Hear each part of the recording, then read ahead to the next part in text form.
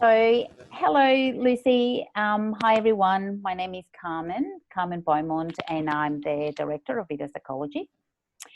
I invited today Lucy, who is a yoga instructor, so I will let you, Lucy, introduce yourself in a minute, because here at Vida, we focus on a holistic approach, and we know that yoga is important in our general well-being. But I think more than ever now, we are seeing a lot of our clients presenting with anxiety and stress, even if that wasn't a previous experience that they were having. So we're trying to link them to other services in their community that they can access to help consolidate and also work in conjunction with the work that we do with them. So I'll let you, Lucy, introduce yourself and what you do and where people can find you. Great. Well, thank you for inviting me to chat about this, and it's so important at the moment to look out for one another in community, I think. So Yeah. My name is Lucy, and I am the founder and director of Esther Yoga Space, which we're based on Queensberry Street in North Melbourne. Currently we are based online, as with many services.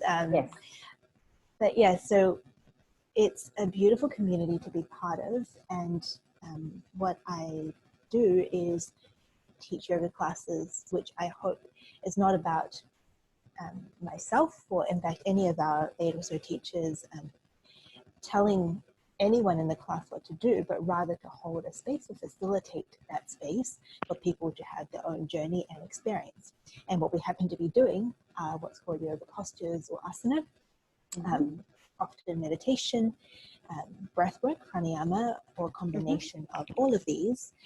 And as you said, it's a very holistic practice, and the intention of Esther Yoga is to help cultivate a deeper awareness of self, so that it's not just in the four corners of your mat, but in daily life, you are a lot more in tune, I guess, with what's going on internally. And so you can be more aware of what's going on externally as well. Yeah, which is great. And as a psychologist, we know the importance of yoga. So some of the issues that we help people with are things such as chronic pain. So we know the role that yoga has in reduction of pain, as well as depression, anxiety, and once again, stress. We also know how helpful and pivotal yoga can be in a reduction of stress and anxiety, and also the link that there is between a reduction in anxiety and your general well-being, especially boosting your immune system. And I think with COVID-19, we know how important it is for us to maintain a general well-being and our physical health. So I think that if we can find ways of improving our immune system by reducing levels of stress, then that's amazing. And this is where I thought, okay, Lucy would be fantastic to come and talk to our community about different ways that people could do that. And especially during this time, as you mentioned, there is such a prevalence of heightened stress or anxiety because we're literally standing on water, not sure what's going to happen next, not sure what is happening now. And with everything in flux, it's hard to feel stable or grounded or just calm, I guess, in essence. And what I love about the yoga tradition is it kind of turns our modern perception of stress in a different direction. So from a yogic, more philosophical standpoint, our natural state is not to be stressed at all. In fact, our natural state is what's known as ananda or bliss. And that seems like a big word. People are like, oh, bliss. It's like so far away when there's life and all the things that go on. But what it teaches us through traditional yoga is that all the stuff we layer on day to day, all the little stresses, all the petty thoughts, they seem important at the time. But when you cut down to the essence of things, they're all just like fingerprint studying the mirror of our true self. Mm-hmm. Maybe you put a capital S on that self instead of the other self, which worries about, you know, what to have for dinner and what's happened with that conversation. And so what yoga practice is not about the poses. It's about using that as a bridge, using the breath as a bridge to lean back into that natural capital S bliss self. Mm-hmm. And it sounds very simple, and it's not always easy, but when you can touch upon that kind of state of stability or calm or ease, it's like when you go into an airplane, you lift above the clouds and you notice that even if it's pouring down underneath the clouds, it's always the same above it. Nice, yeah, and that's one of the things that we tell people, that learning to relax, and as you said, you know, it's bliss is a natural state. However, because of the society that we live in, we that's something that we lose connection with and touch with, and it's something that we need to be reminded on how to do. So much. And a lot of us have forgotten how to do it. And once again, I think this is where yoga, meditation is important, to take us back to those roots of bliss. As you said, I love that word.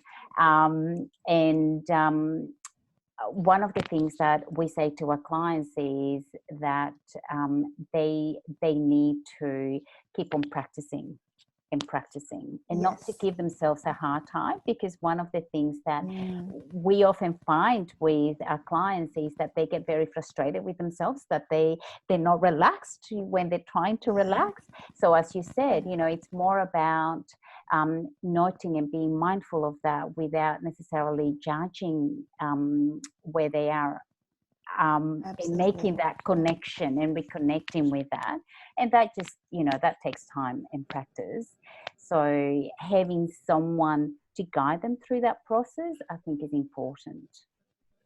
Yeah, definitely. It is a practice for sure. And I think a lot of the practice is being able to let the practice be the way it is on that day.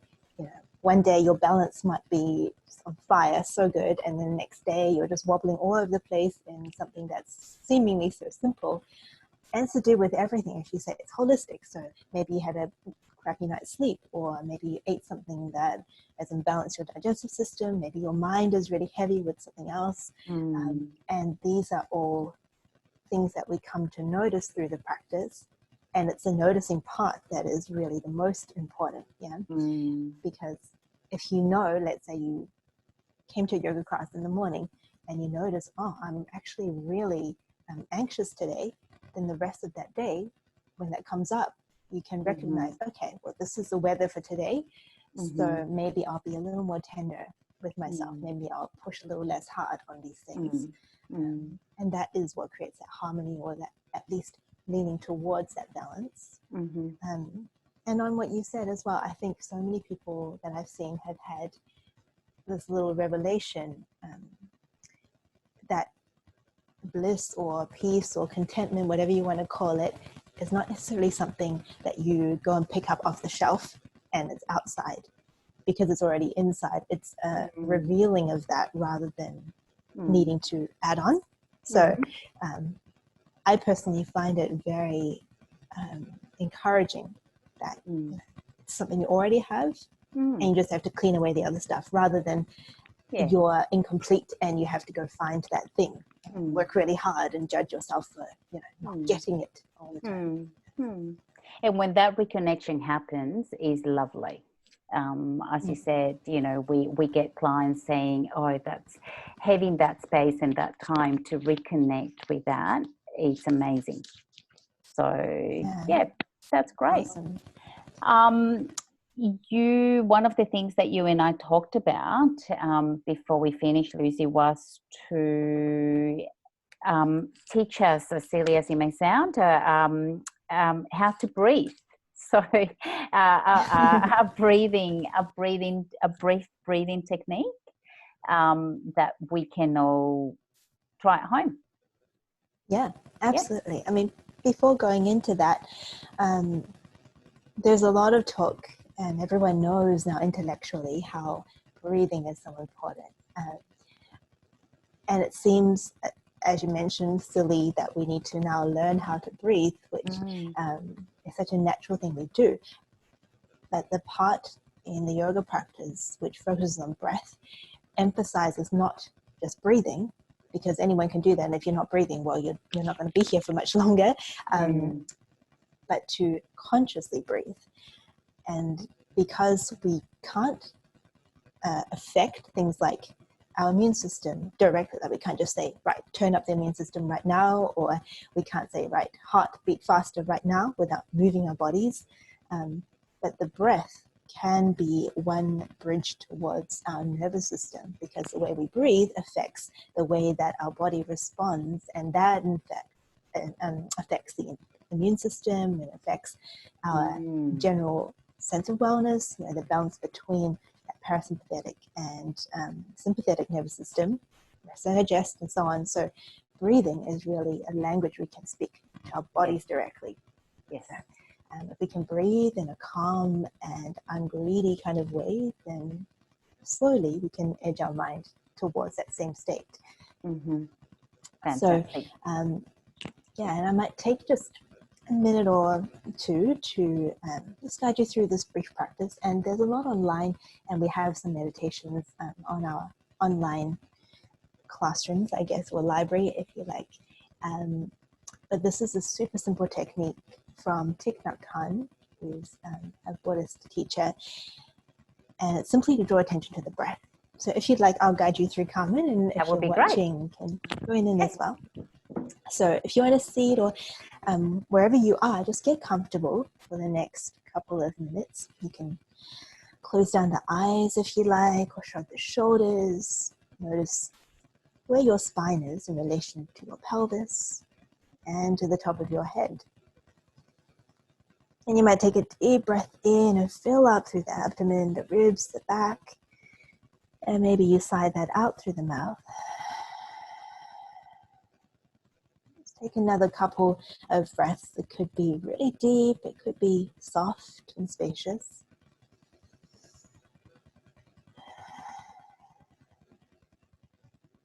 Just sense into the breath as if you're watching a wave in the ocean.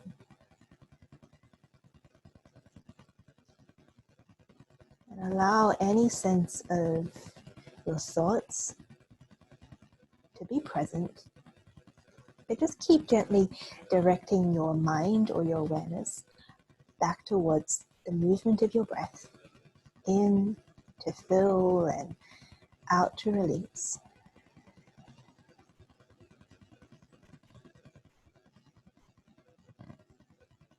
And let's just watch another couple of breaths like this. And you might even notice sounds, thoughts, sensations within and around your body. Just know there's nothing to change or fix or improve. You're simply watching the breath.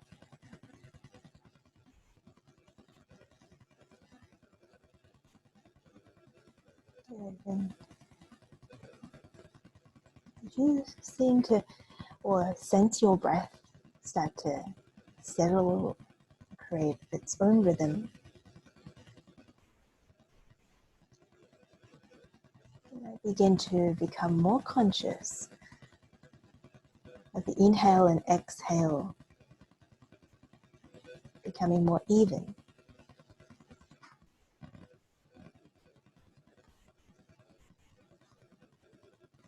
And as you inhale, you might just think or say quietly in your head, breathing in, I am breathing in.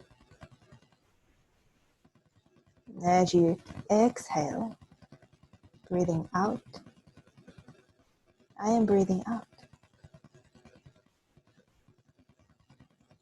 Let's continue like this, breathing in, I am breathing in. Your own pace, breathing out, I am breathing out. And Though it may seem a little unnatural at first to be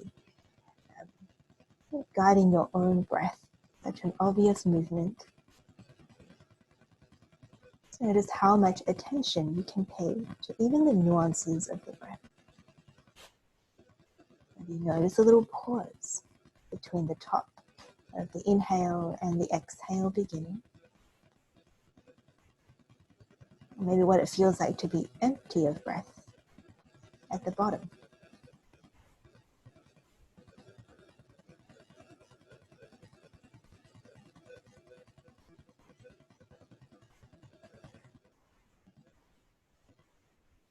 You might take another 1 or 2 rounds like this. Breathing in. I am breathing in.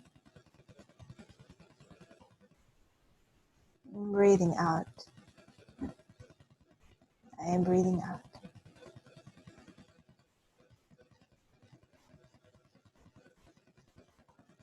Now, this could continue for as long as you need. If you like, you can start to let go of that mantra or mind vehicle for your attention. And just observe for a moment the texture and the sensation of the mind, as well as the breath here. And when you're ready to come back, so offer a moment of gratitude for this free-flowing breath. And you can blink open the eyes.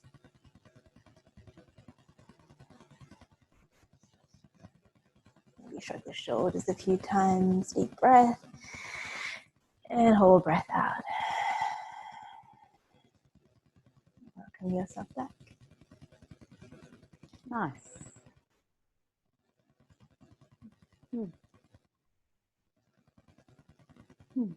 Nice, Lucy. Hopefully, that was a very short taste of focusing on the breath, but you can imagine, hopefully you felt a little bit less towards the anxious state and a little more towards an easeful state. And if you did that for 5 minutes, 10 minutes a day, anytime during the day, it could just offer that little shift in trajectory. Perfect. Thank you so much, Lucy. I really love that. Thank you. Feel much more relaxed. So it would be good to also let people in a community know how to find you. So you're locally here in North Melbourne, Yes. not too far from where we used to be on Queensberry Street. Yeah, it's a good place to be. So physically, we are sandwiched dangerously in a way, but beautifully between Beatrix, the cake shop, and Bread Club, the bakery. So it's kind of right in the middle of those two on Queensberry Street. But at the moment, we are based online. So it's simply estheryoga.com.au. And you can find, we've changed the website, so it's just one link to the Practice Online page there. And all of our offerings at the moment are on a contribution as you can basis. So essentially the classes are free and you are invited to donate if you'd like to, just to support what we're doing. But we thought it's just more important to make this as accessible as possible. So you'll find asana or flow classes. So these are the more dynamic classes. You'll find yin classes, which really drops you into that more parasympathetic states, a very slow, grounded, effortless practice. So that's accessible for everyone, including people who are completely new to yoga. There's breath practices on there. There's meditations, audio and video, and a couple of tutorials out there as well. Great, thank you. I would love you to put together a list for me. I know it sounds silly, so that I can also let our community know with links on, and I'll post it on our website as well, so that people can access that. So thank you so much for that, Lucy. Really, really loved it. Thank you. Right. So nice chatting to you, Carmen. Thank you for what you do as well. It's very needed at this time, Thank you. and all times really, but especially Yes. this time. Thank you. Bye, Lucy. Take care.